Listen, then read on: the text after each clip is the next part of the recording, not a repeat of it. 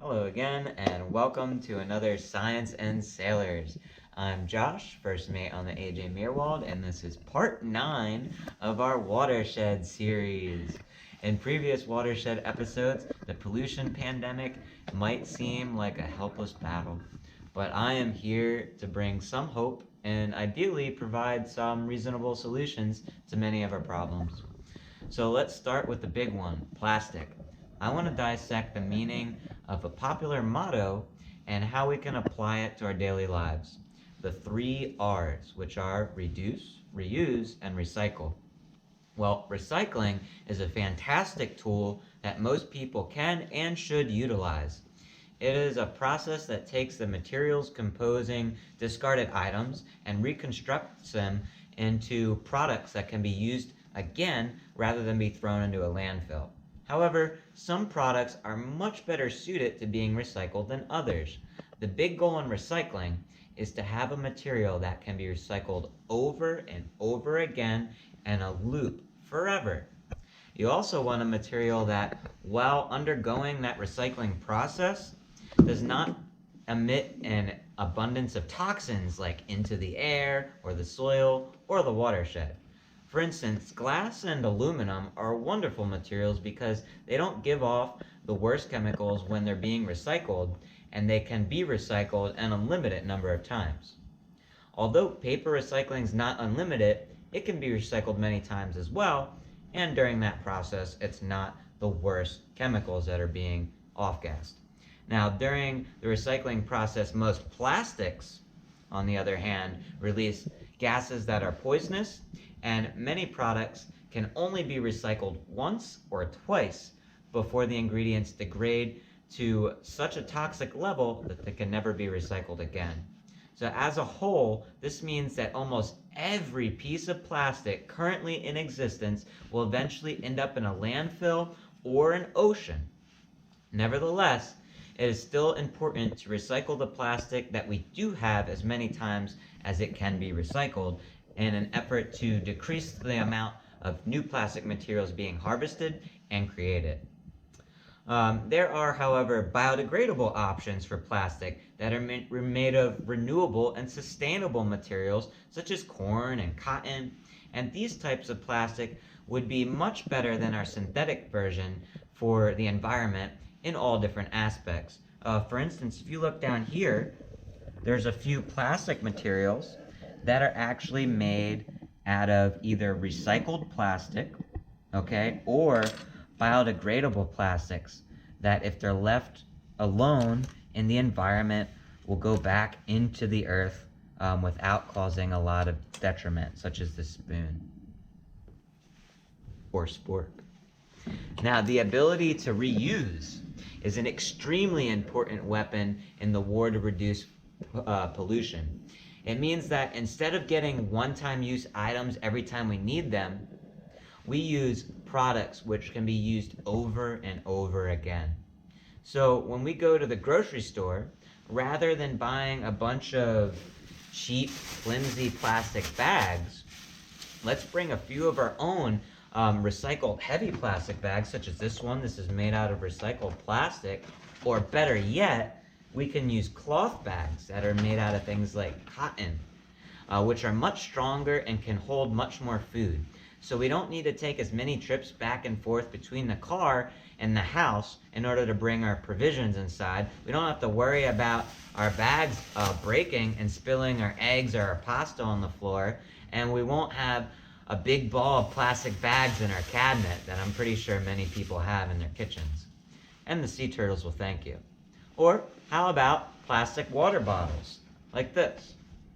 If you're reusing one of these plastic water bottles over and over again, then they're likely leaching toxic chemicals or microplastics into the water that you're drinking. And plastic water bottles are one of the most major types of litter on our planet.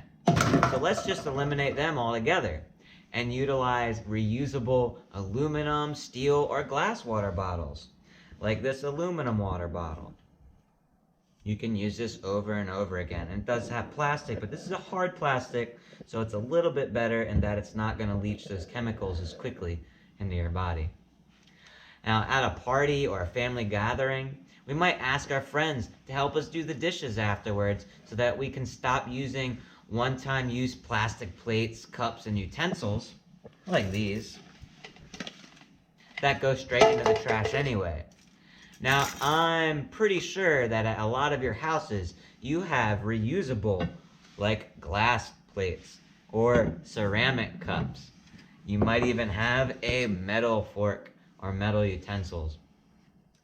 And it would be much better for our environment and much more economic for your pocketbook, instead of spending the money on these plastic items, to just absorb a little bit of that inconvenience and dedicate a little time to cleaning instead.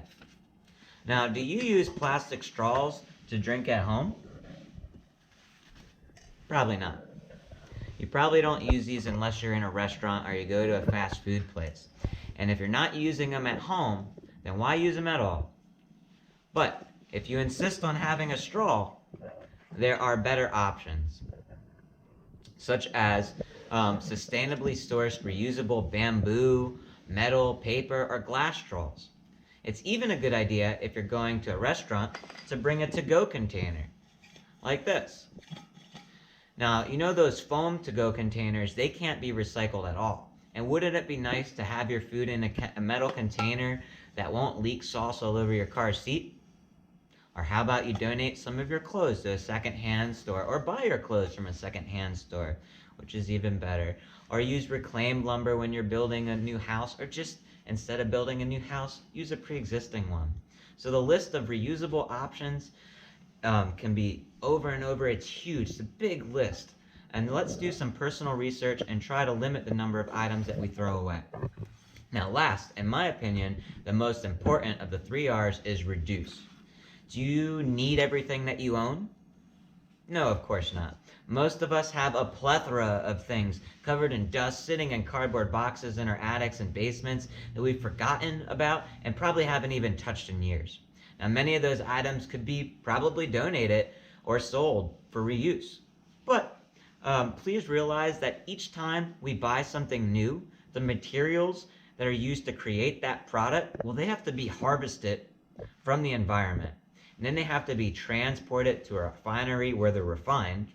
Then they have to be sent to a factory where it's converted to a final product. Then it's shipped to a distribution warehouse and a store, eventually your home. And when we get our final product, we're probably going to use it for either years, or we're going to throw it out in just a few minutes, right? So inevitably, most of what we buy is going to end up in the trash. So think about it.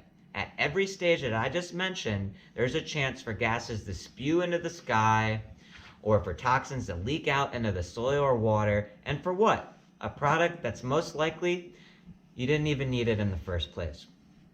Plus, when we buy things, we create a demand for them. And that demand leads to mass production, which can cause things like deforestation or drilling, fracking, mountaintop removal, and more.